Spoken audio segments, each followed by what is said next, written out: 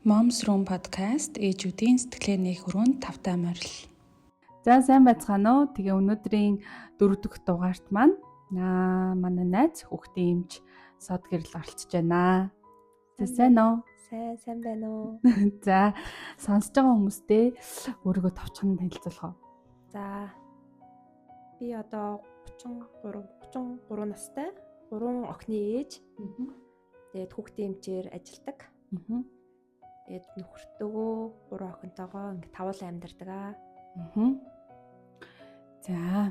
За тэгээ өнөөдөр нэрээ анхныч бас биш л дээ. Ер нь цаас айгүйх орсон өдөр байна. Тэгээ энэ өдөр бид тээр ингээ влогоо бичээд манай офис дээр сууж байна.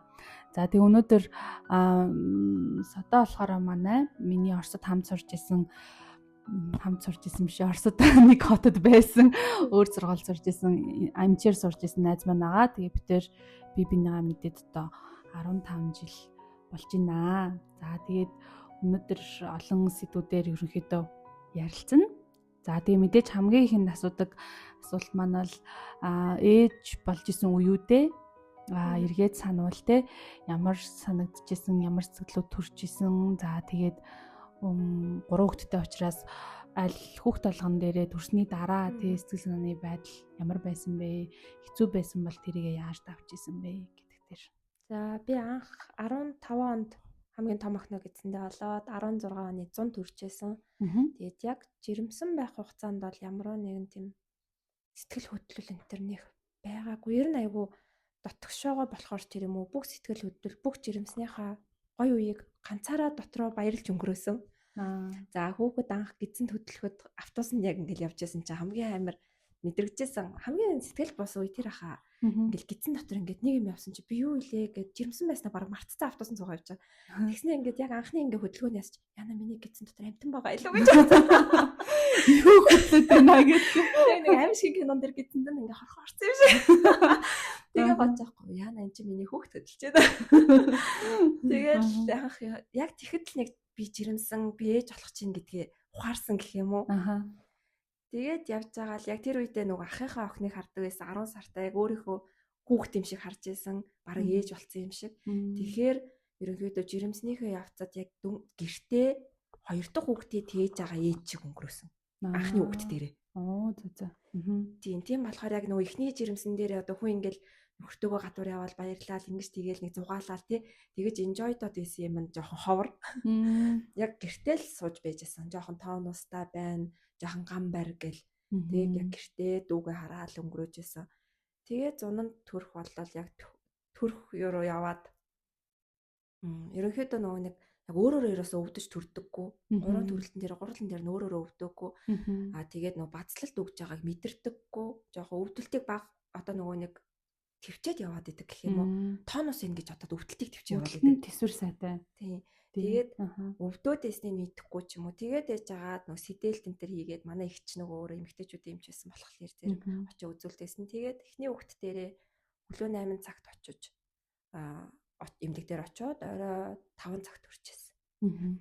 За тэр хугацаанд нилээ ингээл намайг анх нөө төрөхөд оруулахад гоё өвдөөрөө чигээд оруулсан болроо намайг. Тэгэхээр за би гоё өвдөх ёстой гэж бодоо. Хажууд нэг ээж ингээл уйлал орны толгой молгоо хөдөлгөөлээс чи би ямар ядраатай би 2 минут унтъя л та гэдэг. Өвдөлт дондороо 2 минутанд унтдаг ажилтай. Угаасаа нөө амар өвдөлтөндөө ядраад 2 минут унтаад исэн юм шиг байна. Тэгэл яг 5 цагт охиноо 17 цаг 12 минутанд төрж ирсэн. Тэгээд төрөх процесс нөгөө нэг хүүхэд маань ингээ төрөх гээд байсан чинь нөгөө хүмүүс маань ойлгохдгүй болоогүй байх гээд нөгөө нэг ургийн бичдэг хийгээд чи төрөх болоогүй байна гэд байлгаад болтгоо. Үгүй би яг дүлээд байна. Яг орлоо гарья гэдгсэн чинь үнэхээр яг төрөх гэжсэн. Тэгээд нөгөө айгүй хөвдөлттэй болохоор зэрэг хүсээгүй байхад дүлэгдээд тэгсэн нөгөө хүүхдийн маань зүрх нь унаад нилээнд хоошоо унаад тэгсэн чинь манай ихч цаас одоо зүгээр тайван сайн амьсгал гэхээр за одоо өөрөө эмнэлгийн хүн болоод ч тэр юм уу. За одоо амьсгалахгүй бол нөгөөх маань өгчих юм байна даа гэж дотроо.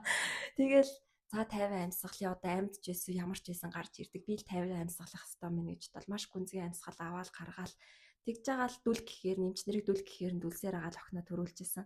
Тэгэл хүүсийн мдэггүйсэн. Хүүсийн анханаас нь битгий надад хэлээрээ гэд хэлчихсэн. Мэдхийг хүсээгүй. Жирэмсэн бахта хүүвэ нохон байна гэж бодоод илүү цааш нургуулж бодоод байхыг хүсээгүй. Аль нь ч хэлсэн би хүлээж авнаа гэж бодсон байсан.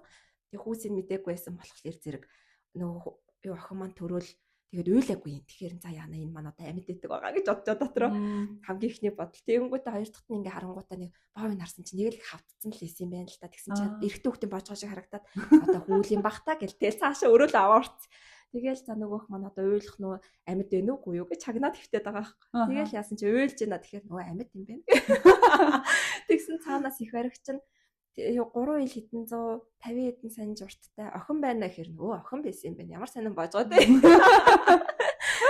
Тэгээд яг охиноо орон дээр нөгөө 2 цаг болчаал дараа нөгөө өрөөл авч явдсан штэ намайг хөвтүүлээд нугасаар мэдээ алдуулсан болохоор ерөөс босгож болохгүй суулгаж болохгүй. Тэгээ нөгөө каталкан дээр хөвтүүлээл дэшег аваад охиныг цээжин дээр тавьсан. Тэгээл явж байгаа л яг өрөөндөө ороод 17 цаг гэдэг чинь 100 юм чи гоё нартай гэгээтэй. Ингээл анх охиноо тэрэл харж байхдаа би пөөх энэ л хайр юм биш үү? Яг тэгж бодсон. Яна одоо ярьсан ч үйл та. Яг тэгж бодсон ингээд. Энэ л хайр юм бэ. Эннээс өөр хайр гэж байхгүй юм биш гэж бодогдчихсэн шүү дээ.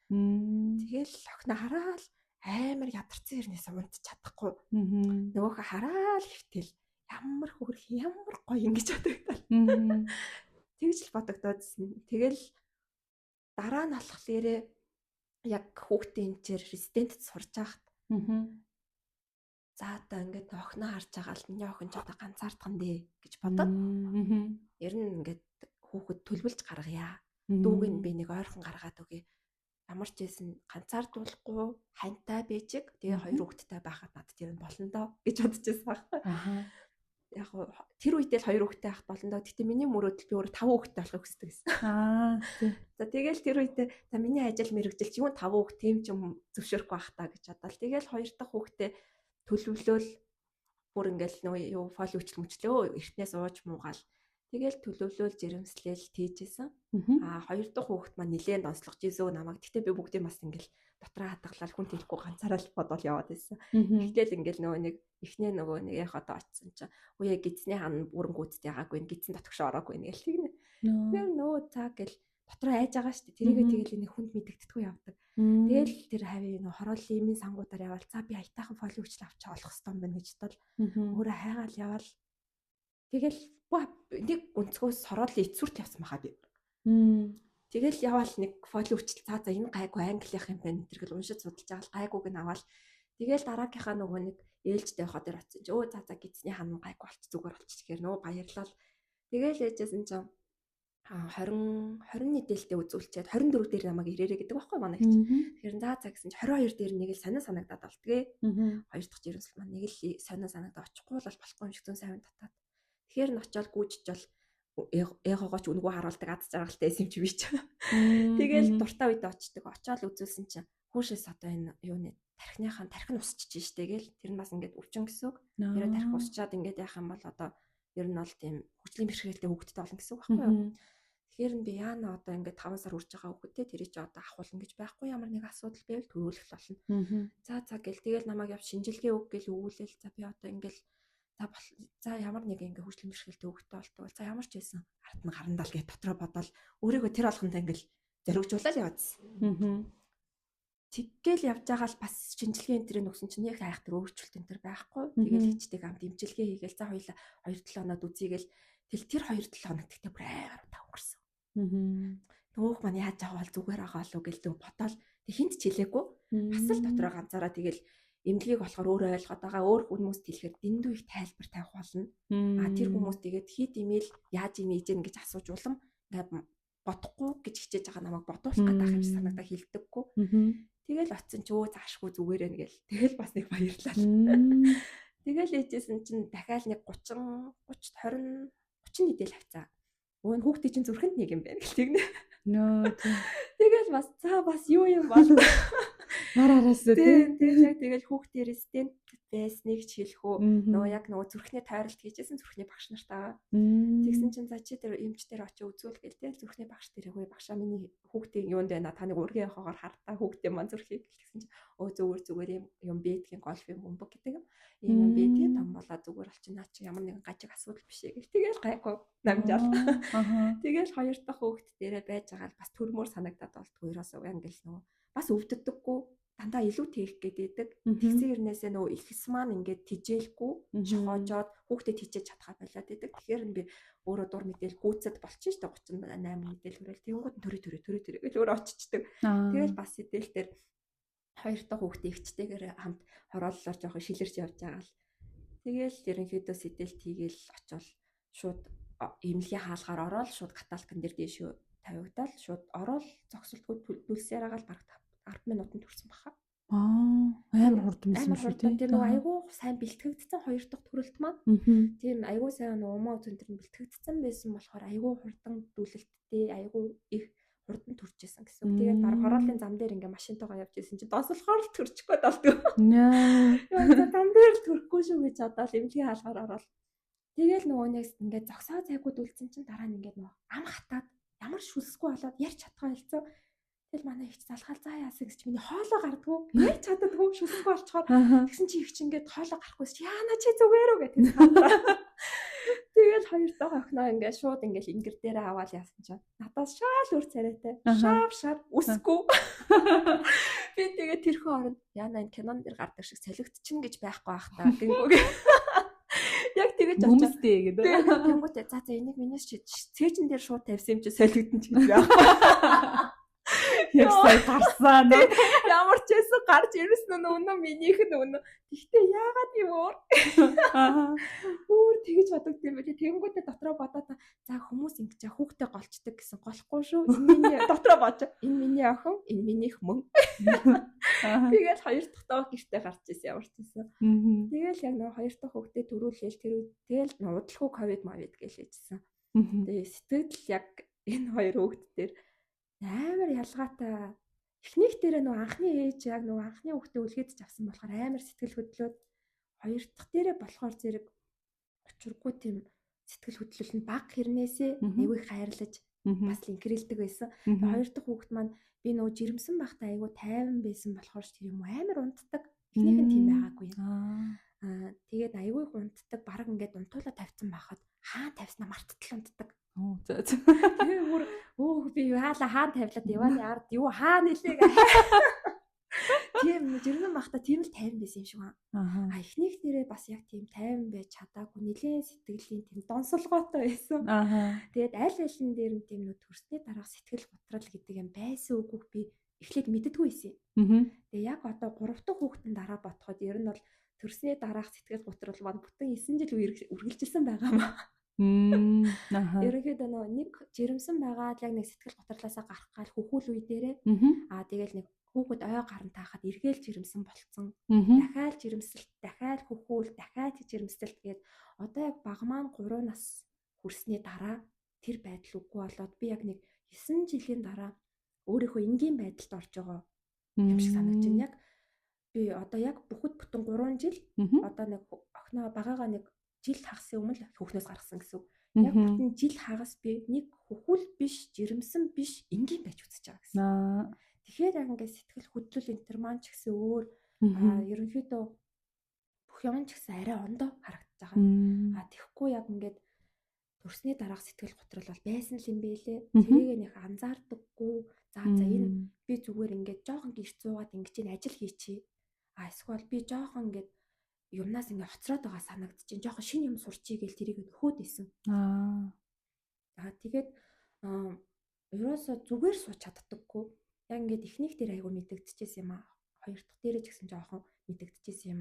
Ингээд нөгөө эмч гэдэг мэрэгжил байнга нөгөө практик хэрэгтэй. Байнга шинийг сурж явах хэрэгтэй. Тэгэнгүүт ингээ хүүхдэд төрүүлээд гэртээ жоохон ингээ суучингууд мэрэгчлээсээ хоцроод байгаа юм шиг. Үеийн эмчнээсээ хоцроод байгаа юм шиг. Мэдлэг маань ингээд хоцроод байгаа юм шиг санагдаж байгаа. Тэгэнгүүт л сэтгэл готролд ороод эхэлдэг. Шөнө нандж чадгаа болчдөг. Тэгээ шиний уншаад хайгаад эхэлдэг. Бүр тийм айгуу тийм сэтгэлийн түгшилтэй байдаг гэсэн. Тэгэнгүүт нь эхний хүүхд дээрээ би шиний юм сурыг да. Гэхдээ мэрэгжлийн юм биш өөр юм сурыг. Тэгэнгүүтээ цэцэг арчил сурч байсан. Цэцгийг бүр ингээд хүн юм шиг нэр устай яаж арчлах уу, ямар өвчин тусдаггүй гэж тэгэж ухаж сурч байсан. Тэгээд айгу ховор мавар цэцэг тарих дуртай болж байсан.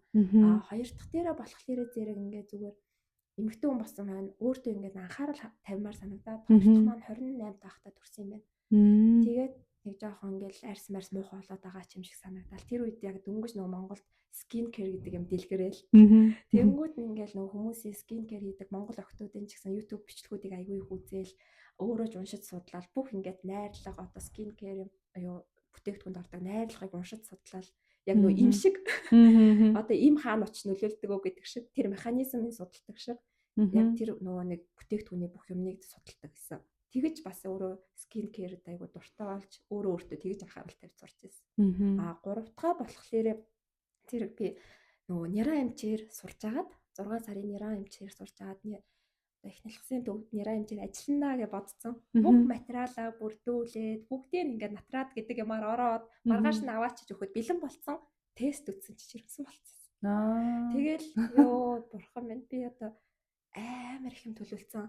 Амар том карьер төлөвлөсөн. Тэгсэн чинь жирэмсэн болчлоо гэд өмнөх 2 дээр ингээд 50 хүлээж авсан чи 3 дахь хүүхдээ би айгүй тийм жоох онцгүй хүлээж авсан. Шок тийм шок уйлаад би ингээд амар их төлөвлөсөн баг бараг амьдралд садаа болчлоо гэж бодож хүлээж авсан айгүй муухайгаар хэлвэл тий. Тэгтээ тэгээд яг ингээд нэг ахуулах уу яах уу гэл нилээн бодож явж байгаа тэгэл найз нөхдөдөө өгөөж дотны хүмүүс тэгэж ярилцгаадгүй төрүүлсэн дээрээ ч гэдэм үү те хэлжлээсэн. Тэгээд байжсэн чинь ингээд нөгөө нэг 2 сард би 1 сарын сүүлээр жирэмсэн болсон юм. 2 сард илүүтэй доошоо ингээд цус гараад маш их хэмжээний цус гараад би бүр шоконд ороод юу вэ гэл тэгсэн чинь наад чинь зулбч нь хохорчлаагаа ялгүй. Одоо тэгээд өшөө цус гаруулаа очоод цэвэрлүүлэлээрээ гэл манай ичтэгдэг байхгүй. Тэгээд хилэнгүүт нь дотроо ёо ямар муухай би үлдээмээр ингэсэн бод шууд орж ирж байгаа. Тэгэл нөгөө юу ахуулах бодол те. Хүсэл маань үлдээхлээсэн байгаа байхгүй юу? Тэгэл үлдээмээр ингээл өөрөө дур мэдээ жоохон үлдээх имчилгээ хийгээд. Тэгээд нөгөө нэг ер нь бол үр зулбуулахгүй гэсэн лаа. Нөгөө им энтрээ би өөрөө дур мэдээ дуусъя. Угаасаа мэдж байгаа болохоор юу уах хэвээр яах хэвээр.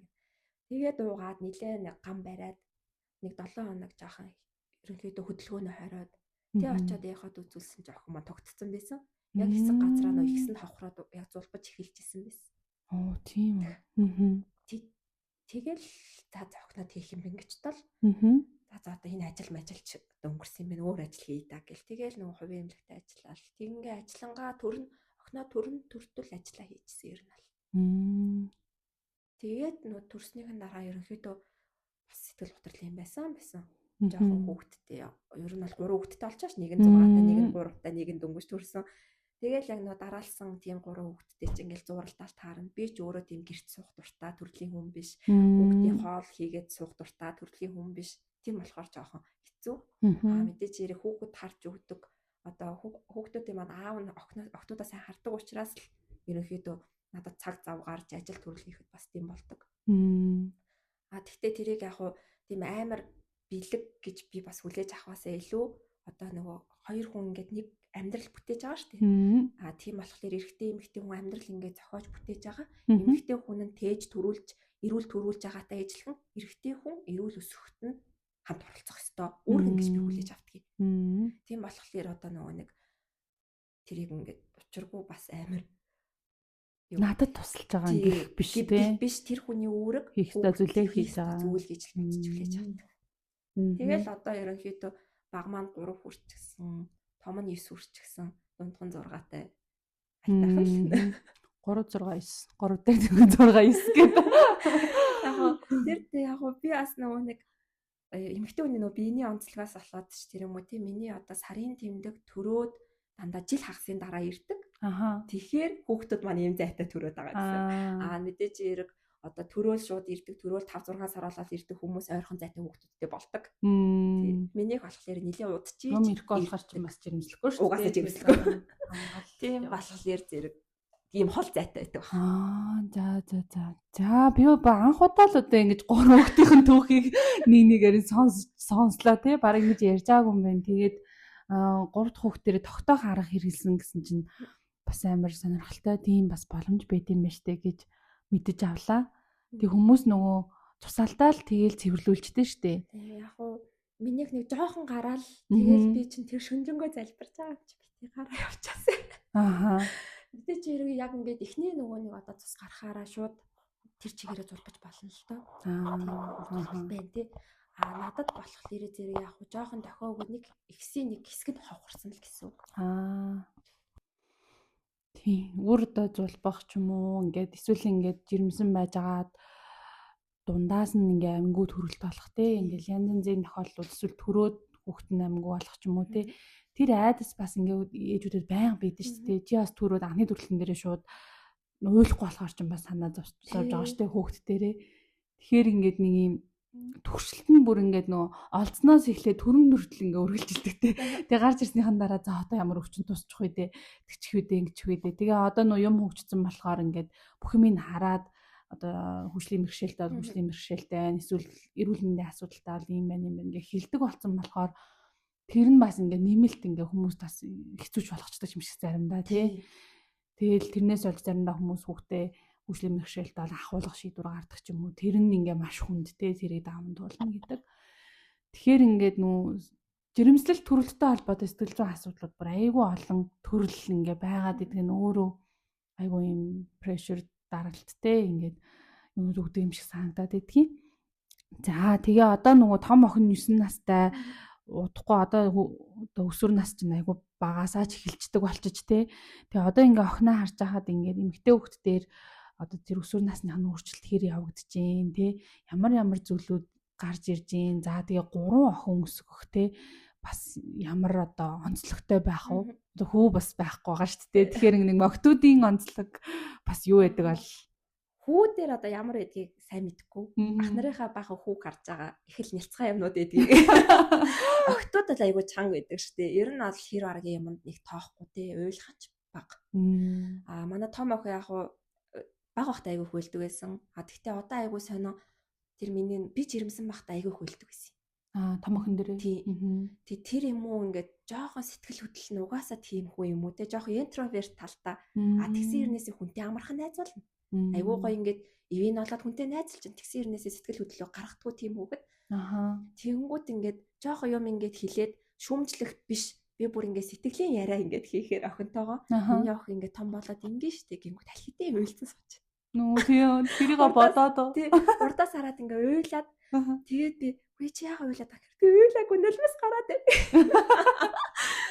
Тэгээд яг нөгөө нэг өсвөр насны хүүхэд бас ингээд айгүй их юм боддог.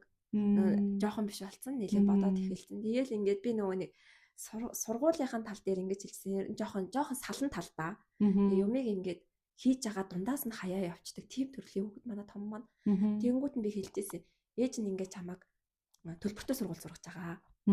Тэгтээ энэ чамд ингээд ямар нэгэн байдлаар дарамт болох ёсгүй. Би хүсэж байгаа болохоор чамайг энд сургаж байгаа. Төлбөргүй зүгээр улсын сургууль сурж байгаа хүүхдүүд ч байгаа.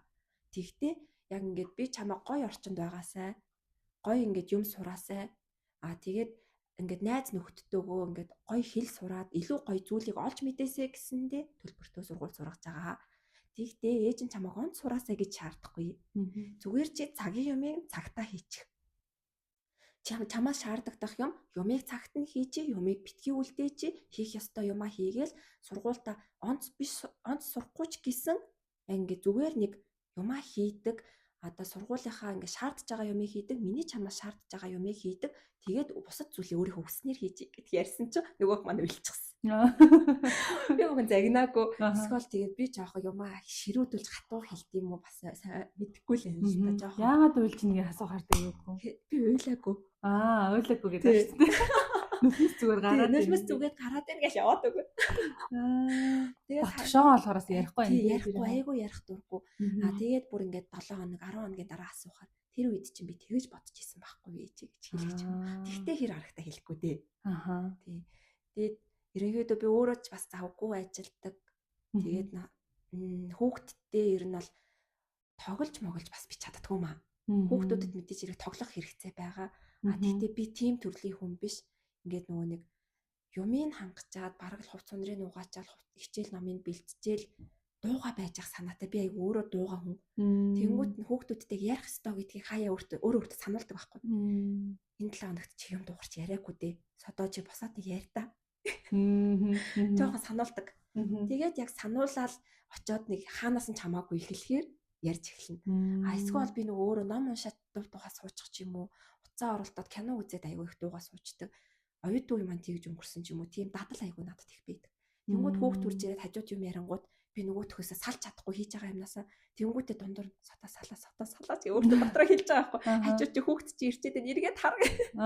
Тэгэж эргэж харж анхаарал хандуулж тэр нь надад сонирхолгүй байсан ч гэсэн за миний охин гэсэн нэг тийм юу заавал би гаргадаг. Тэрийг тий мартахгүй байх хичээж тэрнээс биш одоо хүмүүсийн хэлдгээр тийм амар сайн ээж бол би биш. Тэгтээ нэг тийм муу ээж сайн ээж гэсэн тодтгол угаасаа байдаг байх гэж боддог. Тэгэхээр яг ингээл өөрийнхөө хэмжээнд л хичээж байгаа маа л тэр. Тэгээд нөө өнгөрсөн 100 охиндоо хоёлаа аялал хийсэн шүү дээ. Тэр аяллыг яагаад хийх болсон? Тэгээд аяллахын турш ер нь охиндоо харилцаа нь хэр өөрчлөгдсөн гэж бодсон бай. Аялын дараа тий. Тэр аялал хамгийн зөв юм байсан. Би эхлээд ганцаараа явъя гэж бодчихсон. Яг нөө оюутан байхдаа байжсэн хоттой ер нь л нэг очно гэж бодчихсон байсан. Тэгээд жоохон сэтгэл санаа жоохон цүү байсан. Тэгээл ер нь сэтгэлээ сэргээх үүднээс очмоор санагдаад хамгийн тайван байсан гоё исэн газар очмоор санагдчихсэн. Тэгээд охин маань угаас нь орс хэл сурдаг учраас за ер нь орс руу дагуулаа явъя.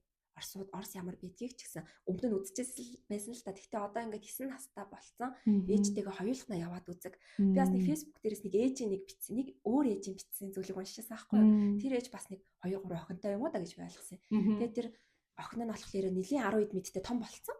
Тэгэхээр тэр ээж нэлийн 50 шахацсан тийм насны ээжээс аахгүй дундаас насны эмэгтэй болох гэдэг. Тэгээд тэр ээжийн бичсэн маань охтуудтайгаа ингээд аялал гэр бүлээр аялалд явахгүй юу. Тэгтээ бүгдийн нэг дор биш нэгээр нь дагуулж явах ондоо шүү. Тус нь ингээд дурсамж бүтээх шал ондоо байд юм аа гэж бичсэн тийм утгатай юм байсан аахгүй. Тэгэхээр би ер нь тэрийг нэг туршиж үзьегээ дотроо бодоод хадгалж байсан. Тэгээ боломж гараад ирэнгүүт нь ер нь охиноо дагуулаа явна, хоёулахнаа явна. Тэгээ тэгсэн чинь манай гэрийнхэн тавуулаа явъя гинэ. Тэгэхээр нүгүү. Хоёулахнаа явна. Та нарыг авч явахгүй. Тэгээд явж байгаад аюу их юм анзаарсан. Би охинтойгоо ингээд амар дотн танилцсан. Тэр хүн тийм хөгжилтэй, илэн далангуу гэдгийг би тэр аяллаар мэдчихэ 10 гаруй хоногийн аяллаар. Тэгсэн яагаад өмнө нь анзаараагүй гэсэн чинь бид нэрээ ингээд би ч ганцаараа биш ер нь бүгдээрээ л юм алдаа хийдэг байх гэж бодсон. Амьдралдаа ингээд томоодыгаа өөрөө бие даацсан учраас багуудад анхаарал хандуулдаг. Аялалд хамт ингээд 4-5-аа явсан ч гэсэн багыг нь хооллоо, томоогоо хоолойд миний охин. Багыг нь хуцтаад миний охин тэрийг өмсчих. Миний охин өөрөө хувцас өмсөж гараад үйчи. Ерөөсөө юм ярьдгүй. Багтаан л яриад хөөе тэрэ хөөе инэ гэлээдэг. Охинтойгоо том нь өөрийгөө баясгаал яваад идэг. Өөрийгөө болгоол тий. Багуудтайгаа л анзаараад идэг. Тэрийг аюу их анзаарсан. Тэгээд яг хоёулахны охинтойгоо явсч миний охин юу идмээрэн гэж би асуувал тий. Миний охин энийг идэхүү, тэрийг идэхүү. Одоо би ингээд энэ ингээ богоонд явж явах төмөөгийгч ганаа ихч болроо ихч би дурууч гэж бүх түүхээ яриа. Тэгэл аюу их түүх яриад ээж нь ингээд энэ оюутан байхдаа энд ингээ болцоонд явж исэн гэж яриад. Аюу тийм аминчхан гоё юмнууд ярьж эхэлж байгаа хгүй тий. Тэгээд яасан ч охин маань илүү нээлттэй болоод тэгэл надаас ингээд юм асуухан жондоо болоод тэгээд ингээд арай харах өнцг нь бас ондоо болж байгаа санагдсан тий. Богоонд явж ирсэн чинь нэг гонког өөдөө яваа. Тэгсэн тэр нүү англиар ярьдаг. Манай охин англиар ярьж байна. Би охиноо тийм сайн англиар ярьдгийг мэдээгүй. Орс хэл сурах чаа гэж бодсон чи өөр англи хэлээ сурч исэн байсан. Тэгэж мэдээгүй. Тэгээ би миний охин чи ямар лаг ярьдгийг айгүй их охинтойгоо бараг шинээр танилцсан гэх юм уу. Тэр хүнийг төрүүлээд 9 жил болсон ч гэсэн тийм гэдгийг мэдээгүй болчихсон. Гарантаагаас нь нөгөө нэг жирэмсэн болол жирэмсний хордлого айгүй муухай өгдөг. Тэгээ хордлого өгөөл ингээл төрөлт гээл дараагийн хүүхэд гээл тэр охиноо би яг 2 нас хүртэл нь мэдээл тэрнээс хойшхан санахгүй байгаа байхгүй. Нэг хувцлал унтлал арчлаад исэн болохоос биш хүн талаас нь ерөөсөө охиноо ямар байсныг мартчихсан байсан. Тийм тэгэхээр нөгөө угаасаа ингээд том болсныхаа дараа ч гэсэн яг тийм ганцаараа хамт байсан цаг хугацаануудыг те ялангуяа аяллуудын хүүхд юусоо мартдаггүй гинэ. Тэгээ ялангуяа нөгөө ойрхон настай олон хүүхдтэй ээжүүдийн хувьд үнэхээр ингээ анхаарал хандуулах хэцүү те бүгдээрэнд нь зэрэг анхаарал хандуулж чаддаггүй. Тэгээ ихэнх хүүхдүүдийн стресс маань дандаа бие биентэйгээ барьцах те эсвэл ингээд ээжийнхээ хайрыг анхаарлыг татахын тулд ингээд бүр өрсөлдөгч нар айтай те бүр ингээ хоорондоо ингэж байгаа байдлаас болоод үл ойлголцол үүсэх юм уу те ингээ яадаг. Тэгэхээр нөгөө бид нар байнгын аялалд авч явж чадахгүй ч гэсэн ингээ нэгээр нь 7 хоногт ядаж нэг удаа ямар нэг юм хийж болно те хүүхдүүдтэйгээ жижигэн болцоо ингээд авч гараад ганцхан тэр хүнд цагаа зарцуулах. Тэгэхээр ингээд багаар хүүхдтэйгээ ойртох нөгөө connection ингээ үүсээд байдаг байгаа. Тэгэхээр бага насны хүүхдүүдтэй ээжүүд маань тийм цаг боломжуудыг ашиглаад илүү ер нь бага насных нь багуудад нь цаг гаргахаас илүү томуудтай гаргах хэрэгтэй юм байна. Тийм байна тий. Тэгээд одоо ингээд бид нар чинь ингэдэж штэ. Одоо манай охин яг өсвөр насны онцлогын эхлээд ингээд макта дандаа явдаг. Сургууль дээр очиод хувцас сольдог учраас ээж би макгүй гэж болохгүй. Цээж маань гараад ш мөөм нургаагүй байгаа л та. Гэтэл ингээд өсвөр насны онцлог эхэлсэн. Яг ингээд ичих юм ингээд эхлээд байгаа байхгүй. Тэрийг ингээд одоо бид нарыг баг байхад за юу сүртэй хүнээс илүү юм тааш ч юм уу те. Тиймэрхүү юмнууд жоох хандлага байдаг байсан шүү дээ. Найзуудын маань ч тэгдэг байсан эцэг их нь. Би болохоор охин тийм үү гэл ер нь ингээд нэг хүүхдийнхээ жоох ингээд сүртэй хандж байгаа юмыг надад тэр тийм сүртэй биш байсан ч гэсэн би тэрийг няцаах айгуу дурггүй. Тийм хэцүү байгаа мó чамд гэж хүлээж авах айгуу дуртай. Ингээд хүүхдийнхээ мэдрэмжийг өгөөсгөх айгуу дурггүй. Тэгэх юм бол за энэ мэдрэмжээ илэрхийлэхэ болчих واخ та гэж айгуу их айдаг. Ер нь бол яг барьцах юмтай чиний хэлсэн шиг угаас айгүй их байдаг. Одоо 9 настай 3 настай дүүтэйгээ барьцдаг. Төрсөн өдрөөр нь хин нэг нь бэлэг авчвал нөгөө хоёр нь заавал бэлэг авдаг. Хэдэн настайч байсан хамаагүй. Бүр байнга барьцдаг. Тэгээд одоо би ингээд нэгэн тэрвэрээ хөвтчихэнгүүт нөгөөх нь заавал ууралж хурж ирдэг. Тэгээ ингээ хоёр талд хөвтөнгүүд гурав дахь нь юуг болчих штэ зайлгүй. Тэнгүүд дээрээ хөвтөлнө. Яг тийм хинэн ч ингээд үлдээх ясгүй. Нэг нь ингээд яг ингээд томыг ингээд эрхлүүлж янгууд чаа. Нэг нь хараад нүдний буланд ингээд харагдаж штт. Унжаал цаашаа явж байгаа нь. Тэнгүүд нь дуудана. Миний охноо тэр нь хүрээ дээрээ. Тэгэл ихчнэн ч юм уу хэлнэ. Дүүд гомдчихлаа чи төр босч. Яг нэгтэй вироос нэг яахгүйгээр гомдоохгүй айгүй хичээдэг. Аль нэгэнтэй зохицуулчих ган зохицуулчихтэй ээжэл. Тэгээд ингээд хамгийн бага нь бол бүр зодоонч. Аль нэг хоёр их жаахан нэг нь тэрврүүлж яах юм бол ирээл цохоод ав. Тэгэл зодоон болчоо. Хамгийн атман нааш хамгийн бага нь бол тий. Хамгийн атман. Хамгийн амбар нэдэг байгаа. Тэгээ нөгөө хөвтгээр нөгөө гурван талгүй гэдгээ ойлгох үе бас амар хэцүү. Зөөж та энд нэг яг хажууд нь нууд ингээ манай хүмүүс бас тэгдэг.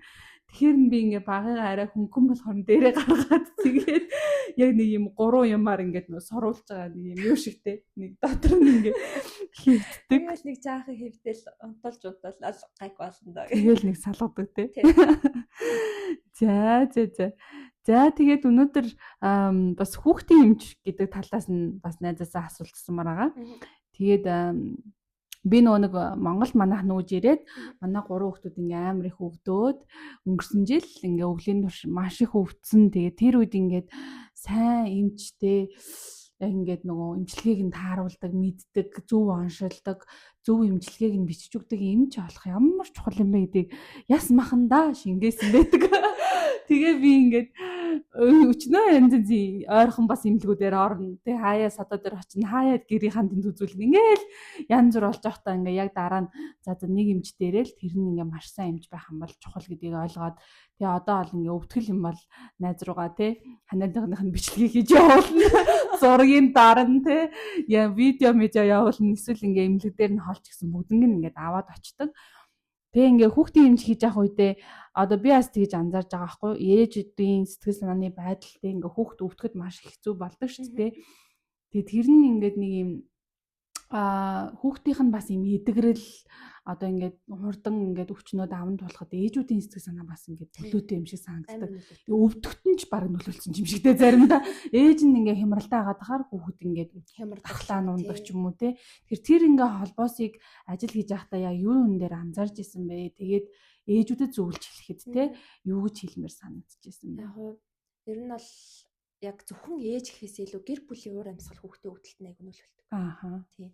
Хүүхд ингээд хүн дээр өвдөх ч юм уу те. Тэгэхээр гэр бүлийн уур амьсгал маш их одоо эхнэр нөхөр хоёрын уур амьсгал нөлөөлдөг гэсэн үг юм байна. Тэрнээс шалтгаалаад тэр уур амьсгал чинь л одоо эцэг ихийн аль альных нь одоо юу гэдэг сэтгэл санааг л удирдах байгаа шүү дээ. Тэр болгоно хүүхдийн асаргаанд бас нөлөөлдөг. Тийм. Тэгээд ер нь бид нарт ингээд нөгөө нэг заахаас манай багш нар заадаг нь эрүүл ээжээс эрүүл хүүхэд төрнө гэж заадаг. Тэгэхээр бид нар жирэмсэн байхдаа л эрүүл ах хэвээр ээж. Жирэмслэхээр төлөвлөлтөө өөрийгөө эрүүл төлсөн байх хэвээр. Тэгжээж төлөвлөж хүүхдээ гаргая гэдэг ер нь бол зарчмыг баримтлаасаа гэж хүсдэг байхгүй юу? Тэрнээс биш ингээд төлөвлөгөөгөө гаргаалах бас жоохон хоруу чанар ихтэй.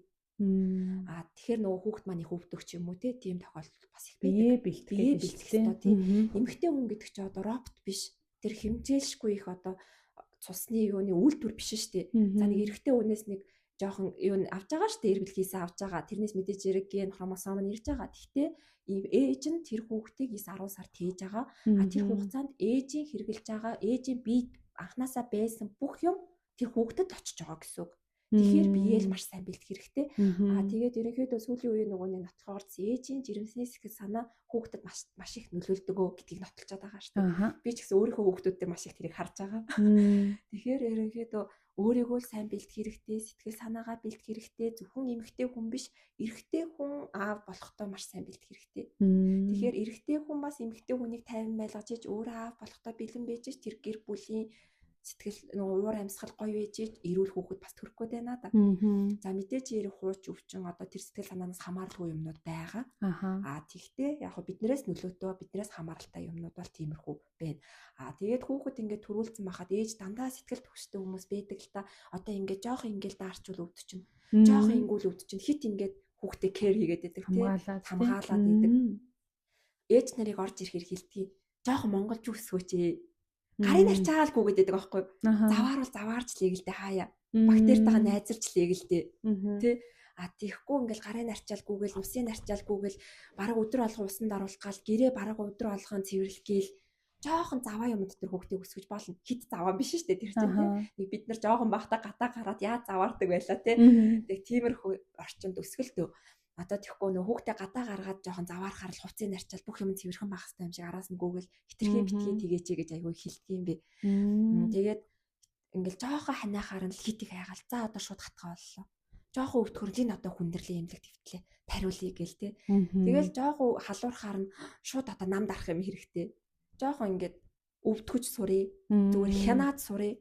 Эрүүл мэндийн боловсролыг одоо юу гэдэг уншаад жоохон судлах хэрэгтэй гэх юм уу да манай Монгол ээжнэрээр л орсууд арай өөр идэг юм аа. Тэрийг дараа нь яриа. Одоо ингээд жоохон эрүүл мэндийн боловсролыг манай 10 жил нэг олгох хэрэгтэй шүү дээ. Тэр жоохон алдагдсан. Байдаг шүү дээ. Тэр талаараа ч жоохон алдагдaltaй байдаг юм уу? Эсвэл орчин үед манай хүмүүжил тийм юм байгаагүй ч юм уу те. Тэгэхээр жоохон эрүүл мэндийн боловсрол маань алдагдсан нэгт харагдаад идэг юм. Хоёрт хүүхдээ жоохон халууруулж ерөөсөө чаддаггүй. Халууруулах бол уг нь бол хүүхэд өөрөө нурмаахгүй, халуураагүй үедээ тайван, хөөрхөн тоглоол те 1 2 хоног 3 хоног багхан халуурах яах вэ? Халуурч л яг тэр чинь хүнийх нь өөрийнх нь дархлаа ажиллаж байгаа. Тэгээд хүүхэд 3 нас хүртлээр дархлаа нь угаасаа сул байдаг. Тийм болохоор их өвдөн. Баян хүндрээл, баян эмнэлэг твтэл, баян ингээд эмнэлгийн өрөөнөөс гарахгүй байвал бид нар санаа зовно шүү дээ. Тэгэхгүй сартаа нэг ханаад хүрээл ганц нэг халуурчлыг. Тэгэхээр жоохон тэрэнд нь өөрийнхөө сэтгэл санааг бэлдэх хэрэгтэй. Тэгээд ерөнхийдөө жоохон юм уншиж, ухаж бас ингээд үзэж явах хэрэгтэй. Зүгээр фэйсбүүкээр хязгаарлагдаад идэх ээжүүдийн мэдээлэл. Тийхгүй илүү цаашаа өөр ингээд нөгөө нэг их нөгөө үүсвэртэй их жоохон номын тим юмнууд уншаасаа гэж боддог байхгүй. Ээж аав нарт зориулсан гарын авалга зөндөл бидэг уг нь бол. Тиймэрхүү юм уншаад уг нь зүгээр гэж боддгийн. Тэгээд орж ирж байгаа ээж нар ингээд нөгөө нэг нилээ сэтгэл түгшилтэй хахаар их тайвшруулж гаргахыг хамгийн их бодно. За тайван бай. Ингээ одоо зүгээрээ гэж хамгийн хэлнэ штэ. Ингээ зүгээр ахгүй. Битгий санаа зов хүндрэхгүй. Жохон хэцүү байвал дахиад хүрээдэр хоёлаа дахиад аргалъя. Тэ жоохон тайвшруулж гаргана. Тэгтээ мэдээж ирэх хүндрэж байгаа юмнуудаа эмчлээл явна. За бүр ингээ хүндрэх гэдэг одоо ийм арга хэмжээ авъя тийшээ хандъя гэдгийг зөвлөнө. Тэрнээс биш бүх юм тийм амархан биш өвчин гэдэг чинь бас хэцүү. Жоохон тийм хөнгөн юмн дээр хит сэтгэл түгшилтэй байвал мэдээж тэрийг тайвшруулж хүүхдээ асрахт нь илүү төхөн болгодог. Тэгээд яг нэг аягүй тод үлдчихсэн нэг ээж ийсэн. 5 сартай хүүхэдтэй над дээр орж ирээд хүүхэд нь ерөнхийдөө бараг эрүүл жоохон нөгөө нэг муу идээд ч юм уу те жоохон ханиад хүрсэн. Тийм л юм байсан. Тэр ээж өөрөө төрсний дараах сэтгэл готролтой байсан. Тэгэхээр нөгөө ер нь бол тийм юмтай айгүй их ажил дээр ажилдаг гэсэн үг. Тэгэл яг тийм сэтгэл готролтой ээж орж ирээл би тэгээд ээжтэй нь ярилцж байхдаа л мэдчихэж байгаа юм чинь хүүхдэд асуудал биш. Ээжэд маань асуудал байна гэд хүүхдийн таад тийшээ тавьчих уу юу хөвтчихээ гэ 30 минут яриад гаргаж ирсэн. Нөгөө ээж маань тэгээд амьдралаа яриад уйлаад өрөөнөөс гарч ирсэн. Яг үнэндээ нөгөө нэг хүүхд эрүүл байхад ээж эрүүл ах чухал. Сэтгэл гутралаас болоод нөгөө бага сартаа дээр нь ээжүүд янз бүрийн өөртөө хор хүнүүл учруулах юм айгүй их байдаг шүү дээ. Тэгээд нөгөө ганцаардчихсэн ээж нөхөр нь хол ажилдаг гэл тэгэл хатан матам инээ тэрээ одоо гэрийнх нь туслах хүн байхгүй. Тэнгүүд нөгөө хүүхдтэйгээ хоёулахнаа 5 сартай тэг гарч орч чадахгүй. Ерөөсөө оройнч нөхөр нь одоо ажилласаа ирдэг ээж бас нэг даваа талах гээд байна да. А тийм юм байхгүй. Ерөөсөө айгүй олон сараар хол байгаа. Тийм болохоор тэр ээж нилээ сэтгэл гутралд орчихсон. Хажуудлынхаа хүнсний дэлгүүрлүүг ороход хүртэл чадахгүй. Тий. Тэгэхээр нөгөөхөө нэг жоохон үлдээгээд ч гарч чадахгүй тийм байдалтай байсан. Тэгэл нилээ яриад өөрхий уйлаад тэгээ хүүхэд маань зүгээрээ битгий санаа зов тань нөгөө хажууд байгаа хүмүүс нь ингээд чиний нам өмчөн болохгүй чи хүүхдэд цадгаж чадахгүй ингээ хэлсэн. Тэгэнгүүтгүй цадгаж чадчихээн энэ хүүхэд чи ийм гоё өсөж чинь гэл тэг сэтгэлээр дэмжээл аль болох тайвшруулаад тэгэл уйлал цаастаа баярлалаа гэж гарч ирсэн. Сэтгэл зүйн үйлчилгээ аваад гарсан юм шүү дээ. Хүүхдээ үзүүлэх. Ер нь бол айгүй их ээж ав тийм үйлчилгээ үзүүлдэг. Ер нь бол яг хүүхдийн үзэнгээ тийм ялцгүй яригдаж байгаа.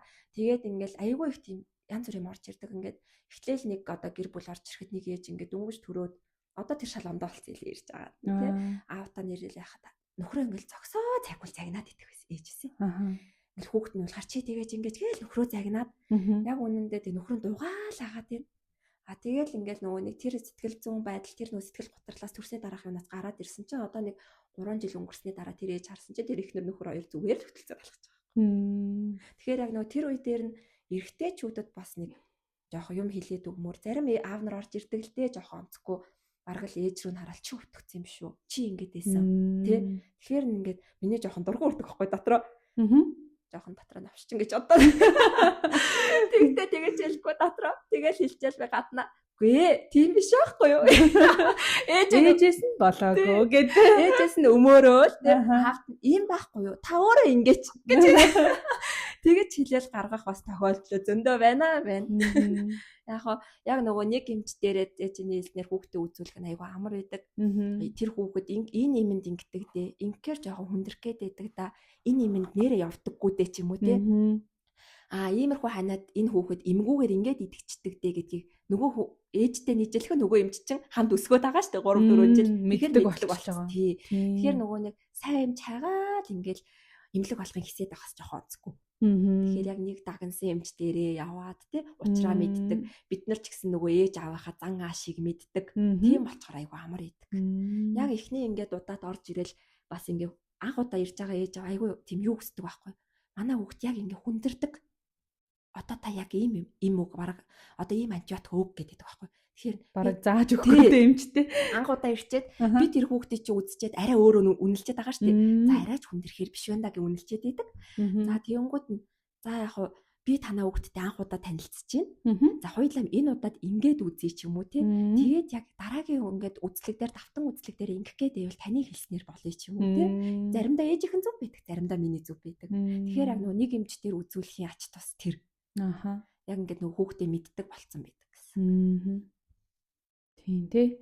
Тэгээд угаасаа нөгөө яг ийм сэтгэл санааны төвшөлт өндөр ахаар хүүхдийн дархлаа унаад ялангуяа хөхүүл үедээ ингээд сүүгээр дамжуулаад төвшил стрессүүд ингээ хүүхдэд очоод дархлааны системийг унгаад ингээд өвчлөлд амархан өртөмтгий болгодог гэдэг судалгаа бид имэлээ л дээ. Тийм үү? Тийм хараагүй. Тэгэхээр ингээд нөгөө хөхүүлээжүүд ялангуяа яг юм сүүгээрээ холбогдож байгаа үед тэрүүгээр ингээд мэдрэмжүүд те одоо юутай халуунаатай хоол идчихээр л туураад эхэлдэг шиг те ингээд яг тэр холбоос нь ингээ явж ахаар тэгээ угаасаа ээж хүүхдтэйгээ хамт байнгын ойр байгаа учраас хүүхд нэг уйламтгай байгаа л унтаж мунтахгүй те ингээд гидсэн дүүрэл тавгүй болж байгаа юмнууд нь дандаа хэрвээ хөхүүлвэл шууд танаас ингээ шууд хамааралтай болчихдог. За хөхүүл биш байсан ч бараг ингээ өдөржин хамт байгаа хүнээсээ ээжээсээ тэр бүх мэдрэмжүүдийг хүүхд ингээ мэдэрч идэг юм байна л да. За тэгээд угаасаа яг би нөгөө нэг өөрийнхөө ч үдээр ингээ анзаарсан хүүхд өвтгөөр ээж шууд өөрийгөө буруутгадаг. Тэгээд яг үнэндээ ингээд бүр нөгөө хүүхдээ өвдөж гин гэж байнга бодох эмгэг бас байдаг сэтгэл зүйн. Тэгэхээр ингээд зүгээр байгаа хүүхдийг өвдөж гин гэдэг. Тэгээ ингээ очиод үзүүлэнгүүд бүх юм зүгээр.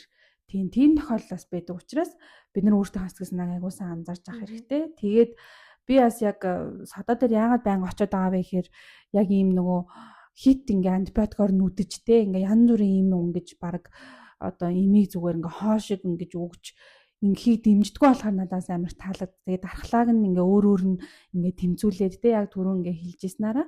Тэгээд тийм болохоор ингээд тэр имчилгээ тэр ингээ байдал нь ингээд хүүхдүүдэд манай амар хэрэг болж байгааг би анзаарсан. Тэг яагаад тэгэхээр манай баг хүүхд өнгөрсөн жил хатгаа тусаад битээр имлэг твтчихэд 2 дахь удаага хатгаа тусаад их нэлхс дээр очиход шууд өнөөдөр яаралтайгаар хивт гэж хэлсэн. Тэгээ би имлэг твтэх нь ямар хэцүү байдгийг мэдчихсэн учраас те шууд ингээд найз руугаа яагаад за энэ зураг нь байна. Одоо би яах вэ? Би имлэг твтүүлмээр байна гэж. За аваад тэр би ингээд твтүүлэхгүй имчилнэ гэд ингээд авчраад хүүг маань 5 өдрийн имчилгээний тариагаар яваад ингээ идгээсэн. Тэгээд тэрэнд нь бол би найздаа маш их баярлж байгаа. Тэгээд сонсоод хүмүүс амар ич шиддэг отчих байдаг. Тэгээд амар ич шиддэг шүү маа. Яг үнэндээ мэдээж миний чадахгүй юм зөндөө байгаа. Тэгээд би мэдхгүй чадахгүй юм зөндөө орж ирдэг. Гэхдээ ингээд зарим нь уншиж судлаад ингээд имчилгээ хичээдэг. Зарим нь мэдхгүй бол би үнэхээр чадахгүй тэр хүнээ сайн шүүгээ явуулдаг. Тийм. Тэгэхээр чи ингээд бас айгу зүв байгаахгүй. Бүх юм нөө чадахгүй зүйлээ чадна гэж дайрахгүй тий. Чадж байгаа зүйлдээ амар ихтэй.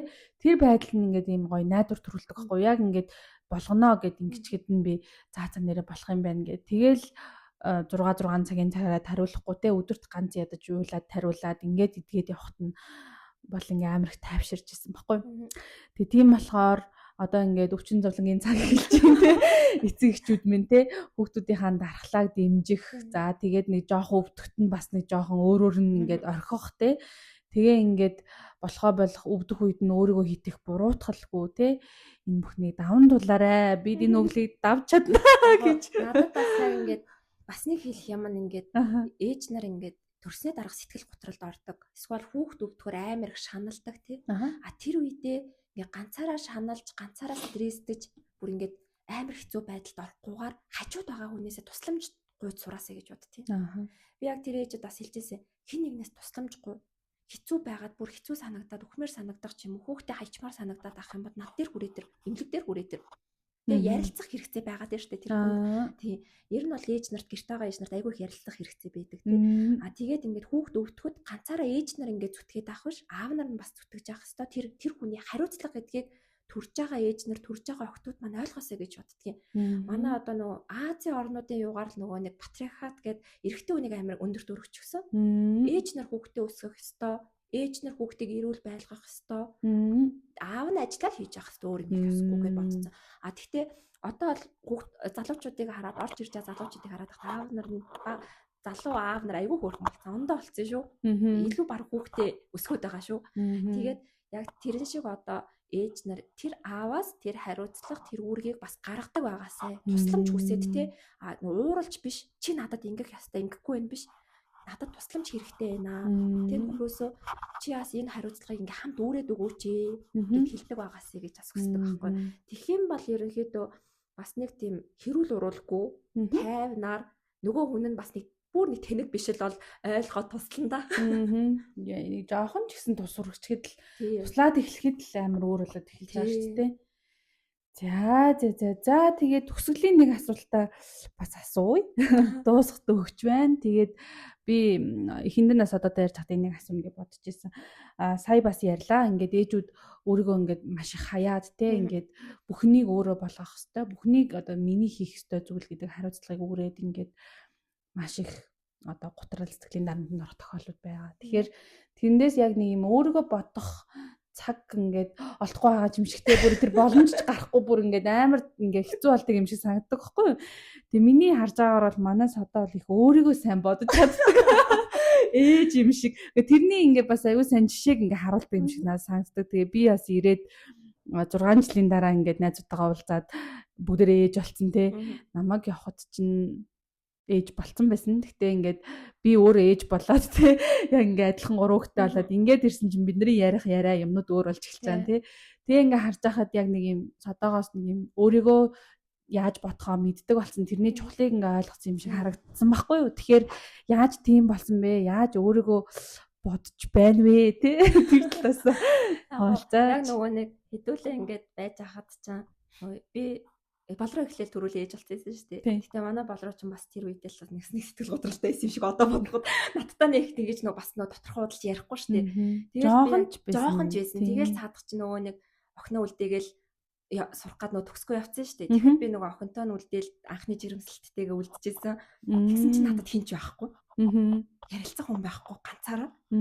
Тэгээл би ганцаараа үлдчихэд хинээс ямар тусламж хүсгийч мэдэхгүй. Хинтээ хүүхдийн тухай ярихаа мэдэхгүй. Юу ч мэдэхгүй. Тэгээл анх төрчөөл бас айгүй хэцүү байдалтайсан. Эхнийх дээр нилээл хэцүү исэн билээ одоо бодохны.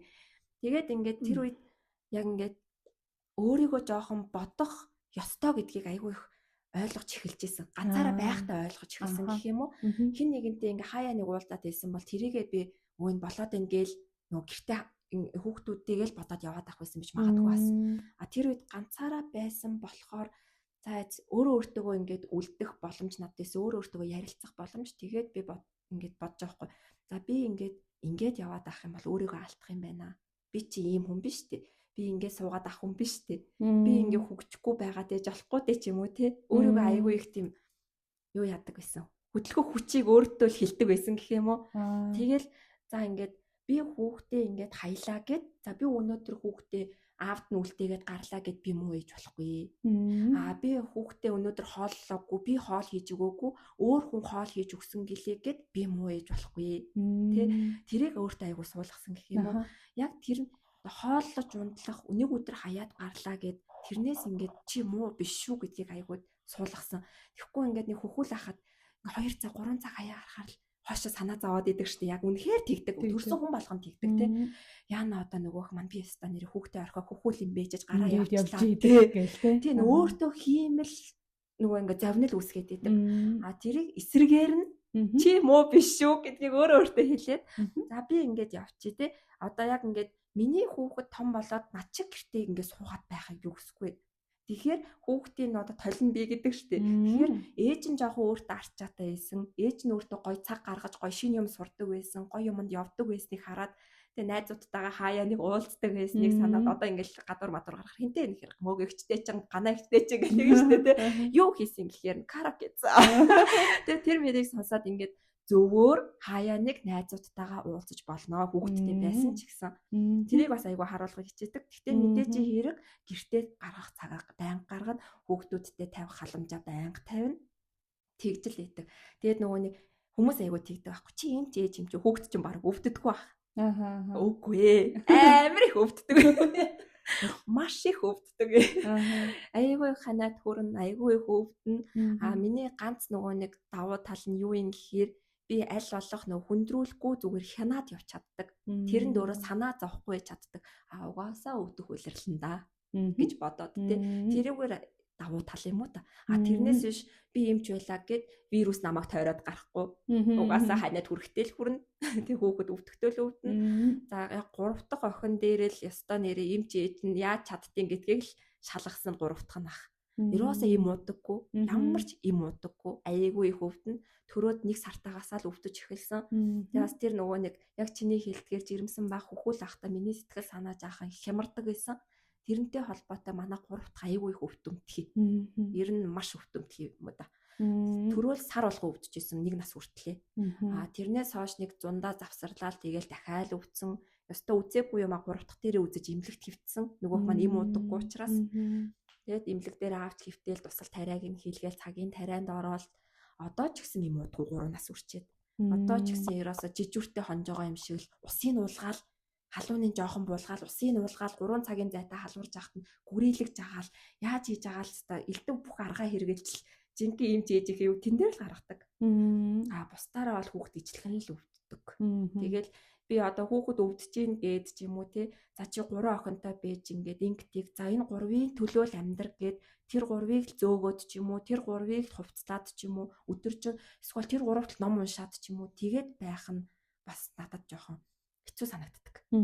Би ч өөрөө стресстэй гэрт байгаа стресстэй ирэхээр хүүхдтэй ч муухай зан гаргадаг. Тэрний оронд би өөрөө стрессгүй бэ хүүхдтэй сайхан ааштай би. Тэгэж бодож ерөнхийдөө өөртөө цаг зав гаргах үедээ гаргаж найз нөхдөдтэйгээ уулздаг янз бүрийн шинэ юм сурахтаа сурж одоо жишээ нь янз бүрийн фитнес явах уу те йог энтерт явах уу эсвэл шинэ юм одоо сураад гадуур хичээл сургалтанд суух уу янз бүрийн ивентэд очих уу те тэр болгонд айл болох татгалцахгүй явахыг боддог. Хаяа ч гэсэн ганцаараа гараад кино үзчихдэг. Тэр болгоно нөгөө намайг стрессгүй байлгаж чадаад би бусад одоо тэр 30 минут одоо нэг сардаа тэр чинь 2 3 хуудаа л нэг өөртөө тийм гоё цаг гаргаж байгаа шүү дээ. Тэрнээс шорой болгон гараа яваад байхгүй. За сардаа яг чанартай өөртөө нэг 4 5 тийм цаг гаргацсан байхад үлдсэн сарын 25 хоног нь би хүүхдүүдтэй чанартай цагаа гаргачлаа. Тэгэхээр яг нөгөө гэртээ 30 өдөр суугаад сайн ээж болохгүй. Тэгэхээр яг юм нэг нормтой өөртөө бас цаг гаргахыг битгий мартаасаа хүүхэд бидний амьдрал мөнч гисэн та ч гэсэн ганцхан амьдарч байгаа. Таны амьдрал бас яваад байна. Таны амьдрал бас яваад байна. Залуу нас чи яваад байна. Хүүхэд том болохоор хийн гэсэн юм байхгүй. Одоо хийн. Аль болох боломжийг өөрөө гарга, боломж өөрөө хизээч ирэхгүй. За бүр амар өгтэй. Подкаст болж байна. За тэгээд тийм одоо бас нөгөө хүүлээж нар ч гэсэндээ бас нэг юм за одоо нэг асуух хэрэг гэрээсээ гарч ирсэн. Нэг юм амар ингээ зориг тавьсан ингээ байж идэг. Тэгэхээр бас битгий тгээсээ үнэхээр ингээ хүүхдтэй хөхүүл бол бөгж хоолнд орцонж бол ч юм уу те ямар нэгэн байдлаар хідэн сартай хүүхдээ хідэн цагаар орхиж гарч ийн тэр болгон дээр ингээ амар өөртөө шүүлт тавилгүйгээр тэ боломжтой хугацаагаар нь ингээ өөртөө боломжуудыг гаргаад өөрийгөө битгий мартаасай өөрийгөө илүү хайрлаасай гэж ээж нартаа хэлээ. Яг боломжгүй одоо харж хөнгөө хүн байгаа л ахал та. Тийм тэгтээ харж хөнгөө тэрч тэхгүй дээ гэж бодохгүй хажууд байгаа хүнээсээ тусламж гуйгаасай л гэж хүсэж байна. Хараад өгөөч. Өнөөдөр 30 минут хараад маргааш 20 минут хараад өг ч юм уу те зүгээр хажууд байгаа нөхрөөсөө ээжээсээ одоо хин найзууд тасаач хийсэн яах вэ тусламж гуйгаас сурчаасай л гэж хүсэж байна. Яг за ингээ өнөөдрийн подкаст маань маш олон сэдвүүдийг бид хамтдаа ярилцлаа. Тэгээд хүүхэд өвдөх тухай те ээжүүд хариуцлага хуваалцдаг байх, за бусдаа тусламж гуйх гэдэг бас олон хэрэгтэй сэдвүүдийг ярилцсан баг гэж найдаж байна. Тэгээд төгсгөлд нь манай найзын имлэг бол гэх зүүн дөрвөн замд тийм байна. Ерөнхийдөө бас би бас ингээд нэг сайн хэмж олж чадахгүй газрыг бас санаа зовоод идэв штэ. Нөгөө нэг магтаал зөгтгөө хүн гэж идэв штэ. Би магтуулах амар дурггүй. Тэгээд яг бас үнэхээр ингээд сайн хэмж олж чадахгүй зовж байгаа хүмүүсээ л бас имлэгийг нь сонирхож олно шүү. Зүүн дөрвөн замын зүүн хүрээгээ хотхон байдаг 7 одоо гэдэг имлэг байгаа. Тэгээд бусад эмчнэр нь ч гэсэн айгуу сайн үздэг. Тэгээд хэрвээ одоо хүүхдүүд өвдөх цаг ирж байгаа учраас те хүүхдүүдтэй санаа зовж байгаа эцэгчүүд өвдсөн хүүхдүүдтэй байх юм бол очоорой гэж зөвлөмөр байна. Тэгээд угаасаа энэ Монголын Улаанбаатарын нөхцөлд бол өвдөхгүй амьдрал гэж байхгүй. Тэгэхээр бидний сэтгэл санаа айгуу чухал өвдөж байгаа ч гэсэндээ өөртөө тайван байлгаж чаддаг байгаарай. Сэтгэл санаандаа анхаараарай. Тэгээд өөртөө сэтгэл санаагаа тайван байлгаж чадвал хүүхдтэй нас тийм болох болно гэж хэлээ. Тэгээ өнөөдрийн подкастт орсон найздаа баярлалаа. Ажилд нь өндөр амжилт хүсье.